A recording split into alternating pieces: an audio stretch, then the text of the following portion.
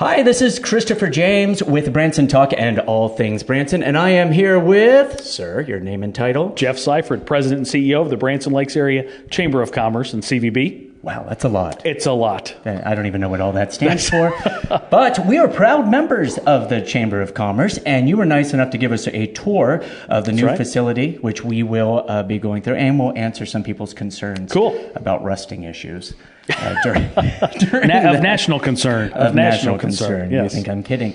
But we are here to inform the people. Branson Talk has been around for 5 years, and our goal is to alternate between businesses in Branson that make a difference and entertainers in Branson. So a little bit of something for everybody. Cool. I like it. And you guys have been really supportive of us over the years. Absolutely. And we've talked to a lot of the members.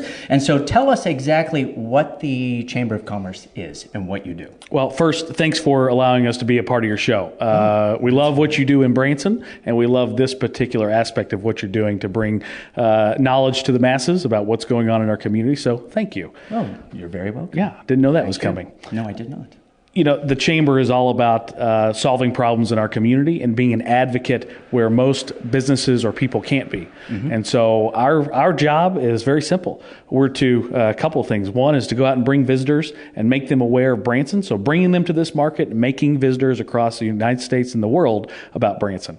Second thing is to deal with regulatory issues. And you would be sick to your stomach, and maybe not, if you knew what great work our elected officials do, not only at a state or national level, a local level, that could potentially harm business in Branson. So our job is to be on the front lines of that and combat particular issues that might arise, whether they're in the taxing environment or whether they're in educating our future workforce or bringing in our future workforce. And so we are also responsible for bringing in new investment into the economy. And so that is what our economic development team does each and every day. So we're kind of in a lot of different spaces, but we're proud of what we do and what we've accomplished. And I think the theme there is what we do is all about growing the economy and helping businesses create opportunities to better themselves. Okay, perfect. All right. So that sums up what you do. All right. And I have a firsthand knowledge of some of that. My father-in-law just got appointed by the governor to be on the board of conservation. So he's one of them. And there you go. Yeah. So we're working on stories about Congratulations. Conservation. Oh, yeah. He's pretty. He used to be in charge of the Chamber of Commerce from Missouri. Did not know that. Yes, we'll talk about that later. So that is what you do. But so what is a misconception that people have of what the Chamber can do? And I will give you just a couple of examples, and you can maybe address this. I get people all the time online that say they need to stop having these businesses in town, or we need to get more of these businesses in town. You know, like the Chamber has control of that. Number two is that constantly people just, we have too many of this business here. And that is a big concern. And you and I talked about that before, because I think it's not just a problem with Branson, but other areas that I've lived as well. But we get a lot of people that invest in a concept here, and they put a lot of money into it, okay? And then within a year, there are 5 more of them, of what I would deem often lower quality. Not always, but they just come in. And I think that is because businesses sit back and they say, oh, look, they're making money. We can take the risk rather than being the first one. It's like in class when you don't want to be the first person to hand in the test, right? And so we've talked about that for years, and we always support the businesses that first open up and that invest, okay? And so we talk about it for years, and then you and I have discussed, we had that issue. Where, just real quick, somebody, after we've had Branson Talk since 2006. We started out as a WordPress blog. I'll fact check that. Okay. We were talking about that. But since our first post online as Branson Talk on Facebook was 2015. And it was about Red Roof and the city taking it. Got it. Anyways, but we had another entity start using our name and trying to imitate us, and which was very, very funny and a little heartbreaking to us because we donate everything. And but it reminded me of what I was just saying, of these businesses that take a risk and somebody just comes in. So how would you address people that want to keep businesses out or make almost force other businesses to come here? And just about the difficulties that a business has once they open it and they put that initial investment. I got to tell you, you're a business owner, and you know what it's like each and every day to wake up in the morning and have to face the reality of life, which is you got to go and you got to make a dollar on your own in many cases. And so, my hat goes off to each and every business owner in our community who gets up every day to make a better life for themselves and, frankly, our community in the process. Well, don't take your hat off here. We get yelled at. No, this is a safe area. Okay. Hard hats. But that's great.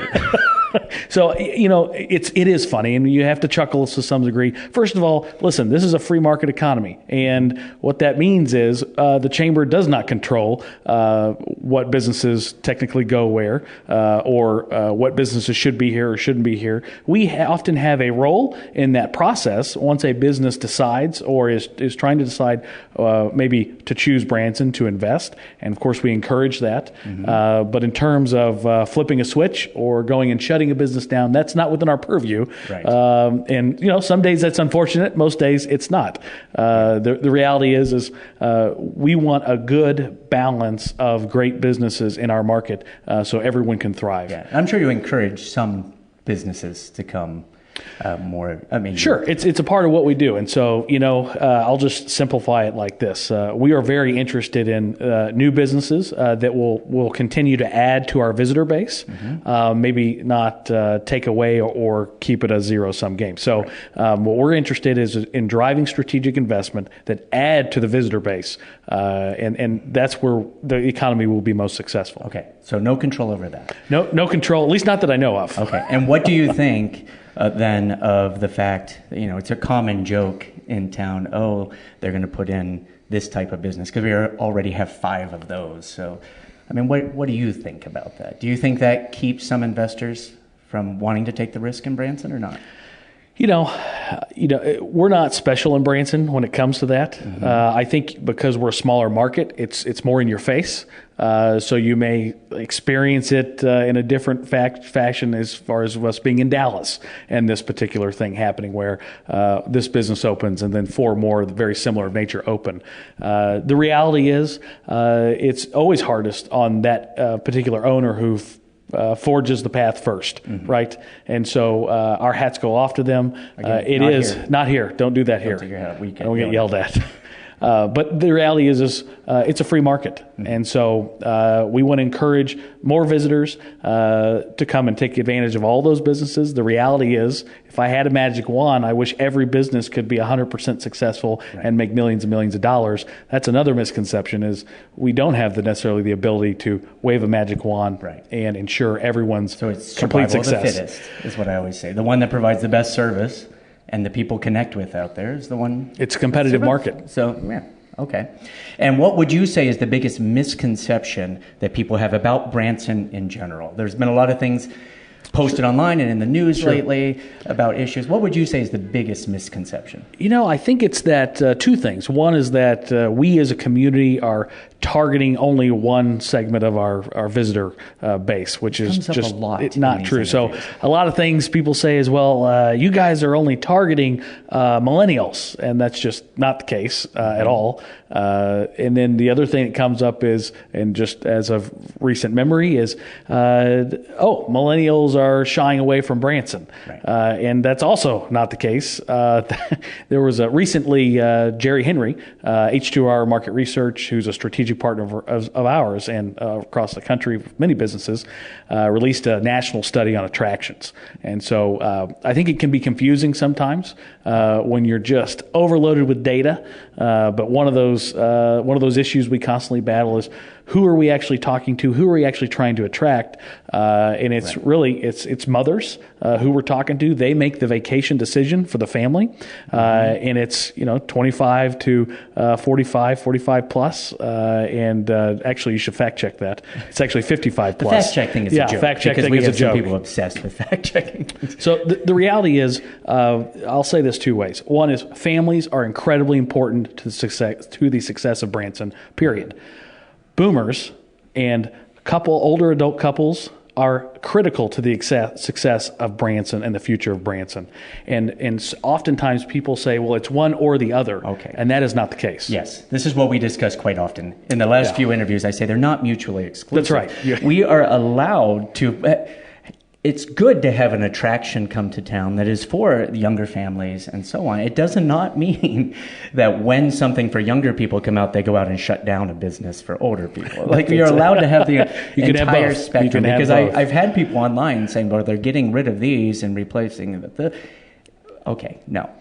Not always, right? And also, an interesting point is millennials are 35 plus now, right? Yeah. So this idea, and there's been so much national media around millennials, and you just picture, when you say millennial, you picture a 17-year-old kid or something, or a 16-year-old kid, or a 21-year-old that just got out of college or something. The reality is, well, yeah, that was the case a long time ago. Right. But today, it's a miracle. And we had that at our show a few years ago. We were doing a Steely Dan medley, and we kept getting people complaining. Well, not all the time, but we had a few people come out and complain that you're playing that new rock and roll music. And our musical director said it was from the early 70s, 40 some years ago. Yeah. And that's the thing, is that I think most people, like with music, connect with what they remember from school, from high school and from college. And if you look at the age of the visitors we have now, in the 60-year-olds and 65-year-olds, and go back to when they were in school, times change. And the other thing with the attractions coming town goes right back to what I was saying of survival of the fittest. If a business is not making money, they're not going to stay in Branson out of the kindness of their heart. So people are going to these. People open up attractions because families go. And, when we're speaking to the visitor and deriving that conversation to get them to visit Branson, one of the other things that we always get is, you're not marketing to older people because I didn't see an older person in the advertisement. Well, the research will show you, and I think this is fascinating, that older people don't view themselves as old. You may. Or what's that supposed to mean? Right. I just had the Sorry injections. about that. I know you're looking good, by the way. It cost me a fortune. But the reality is we're still speaking to the boomers, but remember that the boomers don't consider themselves old like maybe other people do. And so I think it's everything we do is research based. We're not out there throwing, Yeah, I do cruise ships, and I do Princess Cruise Lines, which gets quite a bit of the older audience. And for some reason, my show and such that I do here in Branson appeals on Princess Cruise Lines. They like it. And I had somebody on the last cruise come up and say, it must be weird to be like us, some of the younger people on this cruise, because we're only 57. And so exactly what you're saying. Those injections are working. They did not think that they were old. I mean, not to say that they are, but I mean, it's exactly what you're saying. They were saying, "Oh, look, we're the youngest. We're young people on this cruise." Yeah. So, all right. Well, we love the new facilities. Thank you. We're going to take them on a tour here in just a second that you're going to narrate there. And so, how did you? Just curious, how did you finance all this? I mean, I'm sure you did it on your own, just like we finance our stuff. And it's very generous. Yeah. So, you're welcome. Second thing, so the board of directors has been planning for a new facility of some sorts for literally 10 years now. So this has been a lot of bake sales. And so we were able to do two things. One is we were able to use reserve funds that we had built up over time. But the majority, the lion's share of what you see here is done just like you would through financing. Right. And so we have a USDA loan, which has been great to work with, and that made this possible. Oh, okay. So great. Well, thank you so much. And again, thank you for supporting our Branson Talk. Absolutely. It's happy to do it. A big deal. I think you are. It's a big deal. You're a big deal. Branson Talk is a big deal. Well, I have a little scoop for you, because today I had a business owner from Harrison call me, and he's opening up something here that has not been announced yet. Ooh. And he said, we called you first because we see your stuff all the time, and all of our friends follow you. Good. And we wanted you to have the scoop, so we're interviewing them next week. So what are they opening? Really cool, I can't tell you. Oh, sorry. It's a secret. I'll tell you in just a minute. Oh, okay. But it's going to be a big deal, and we have a lot of friends and stuff that are really excited. So people follow us. I am shocked by that. I'm not shocked. Because I thought this was just, my mom. No, my mom doesn't watch this. It's a lot of views for your mother. Yeah, it is. But again, thank you. We're going to take you on the tour. And as always, thank you for listening to Branson Talk. If you're listening to it, by the way, this is our logo. I'm just going to point here, watch. Right there. Do not be confused. This is the logo right here. So if you see another logo, that is not us. Nope. Oh, right, that is not us. So please, they can do what they want, but it's not us. And so stay tuned for the next interview next week. And I'm Christopher James, and this is Jeff Seifried. Bye-bye. See ya.